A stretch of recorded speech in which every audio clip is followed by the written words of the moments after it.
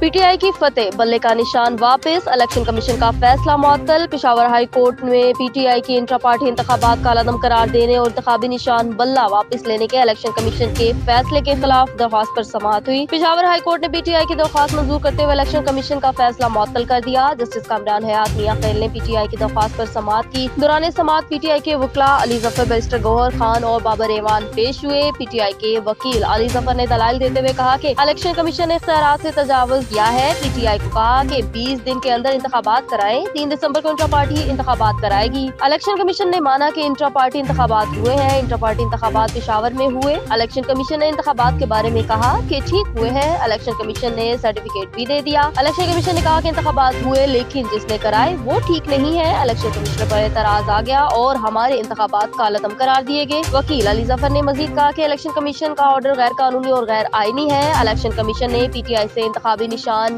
बल्ला वापस ले लिया। अब हम इंतखाबात में सियासी जमात की हैसियत से हिस्सा नहीं ले सकते। मखसूस नशिस्तें भी सियासी जमात को बगैर इंतखाबी निशान नहीं मिल सकती। एक सियासी जमात को आम इंतखाबात से बाहर कर दिया गया। इंतखाबी निशान से मुतल्लिक सिंबल केस के नाम पर सुप्रीम कोर्ट में फैसला मौजूद है। उन्होंने कहा कि इलेक्शन कमीशन ने सिर्फ इंट्रा पार्टी इंतखाबात पर एतराज नहीं किया। आइन का आर्टिकल 17 कहता है कि हर किसी को एसोसिएशन और यूनियन बनाने का हक है। यूनियन और एसोसिएशन के पास अपने ओहदेदारान मुंतखब करने का हक है। इलेक्शन कमीशन ने कहा कि चीफ इलेक्शन कमिश्नर को जनरल सेक्रेटरी ने कैसे तैनात किया। दरख्वास्त में सदा की गई कि इलेक्शन कमीशन के पास पार्टी इंतखाबात कराने के तरीके पर फैसले का इख्तियार नहीं, लिहाजा इंतखाबी निशान से मुताल्लिक इलेक्शन कमीशन ने अदालत सीनियर जज पर मुश्तमिल बेंच बनाने का दरख्वास्त आज ही समाअत के लिए मुकर्रर करने की इस्तदा की थी।